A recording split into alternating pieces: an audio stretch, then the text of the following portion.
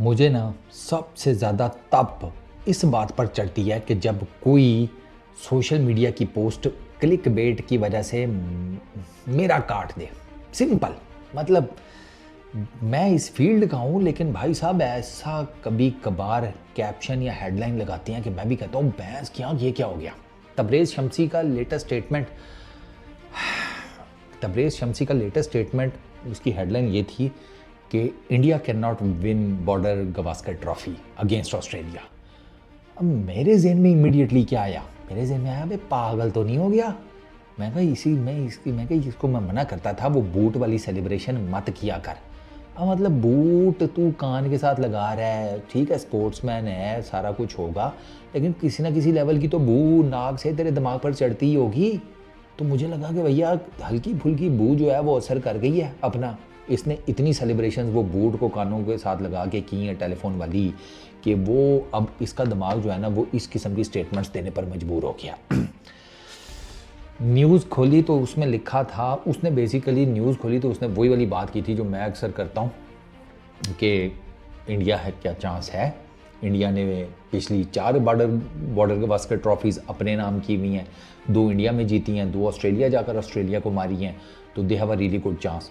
But Australia का chance उसने ये कहा कि इस वजह से है कि वो अपने अपने घर में या किसी भी बड़ी टीम को कहीं पर भी हराने की कैपेबिलिटी रखते हैं।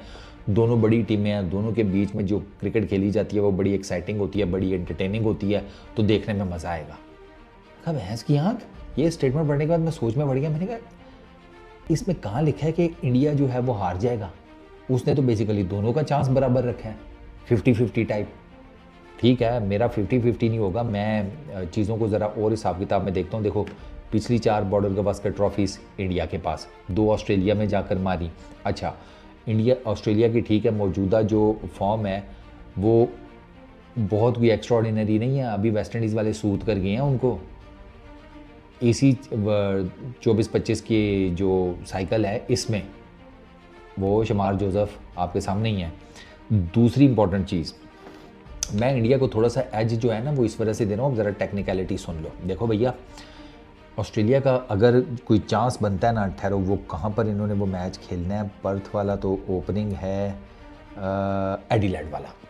ऑस्ट्रेलिया का चांस मुझे एडिलेड में लगता है क्योंकि एडिलेड में है डे एंड नाइट मैच। ठीक है India day and night match काफ़ी टाइम हो गया खेले कोई नहीं है। वो अपनी वो जो है ना जिसको कहते हैं होम सीरीज़ इंडिया उसमें भी नहीं खेलता। ठीक है वो जेशा ने उसके बारे में कहा हुआ है कि यार मुफ्त के पैसे ज़ाया करने वाली बात है, हमने अपने फैंस का भी देखना होता है, टाइम का भी कोई हिसाब किताब होता है, तो और प्लस और कुछ रीज़न्स की वजह से उसने कहा कि हम नहीं खेलते।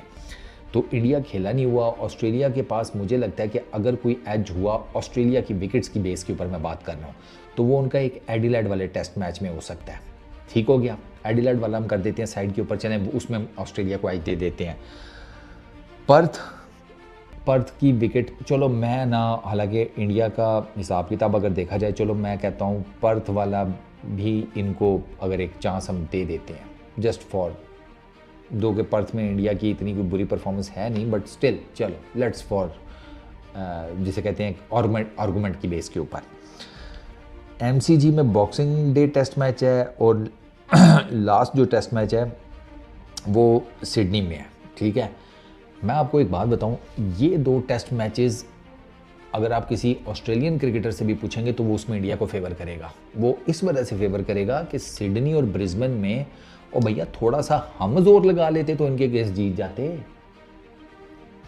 सिडनी और एमसीजी में, सॉरी एमसीजी में तो मेरा ख्याल है हमने भी इनके कोई 30, 40, 50 या 60 इस तरह का कोई रन था, इनके हमने 4 खड़का दिए थे।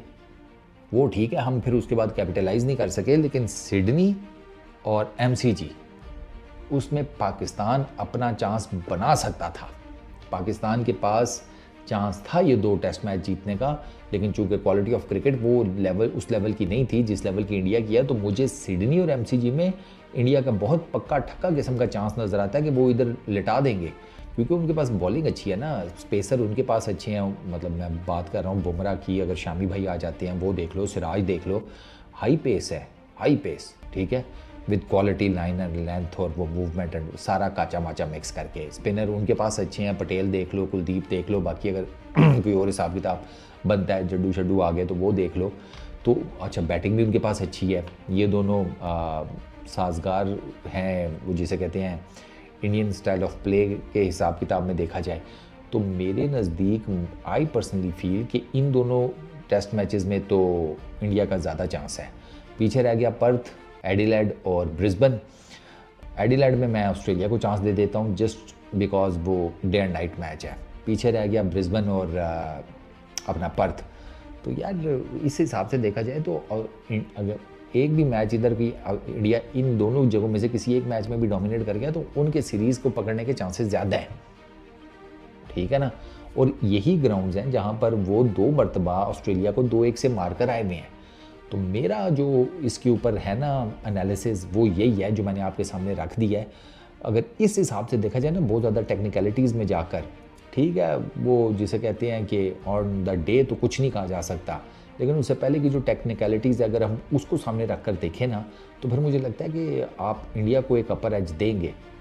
4 दफ़ा पीछे जीते हुए हैं ऑस्ट्रेलिया, ठीक है, बातें तो वो बहुत कर रहे हैं कि हम ये कर देंगे वो कर देंगे, फांफा करा देंगे, बट यू नेवर नो, ये फांफा करा के आगे फिर तो ये आप ऐसा करो ना, आप इसको समझ लो एक टाइप का जुआ ही है, सिंपल इज़ दैट। ऑस्ट्रेलिया का भी हो सकता है, इंडिया का भी हो सकता है, लेकिन अगर आप जुए को ज़रा वो करते हैं, वो एक क्या टर्म होती है बे, लॉ ऑफ प्रोबेबिलिटी और वो सारा मिला मिलू के, तो अगर वो सारी कैलकुलेशन और वो जिसे कहते हैं इक्वेशंस डालो तो उसमें आपको इंडिया का फिर अपर एज नज़र आता है। बाकी लेट्स सी, नवंबर में स्टार्ट होगी तो देख लेंगे, वो घोड़ा वो मैदान हो जाएगा। इस वीडियो में इतना ही, अपना बहुत ख्याल रखना, नेक्स्ट वीडियो में मुलाकात होगी, पीस आउट।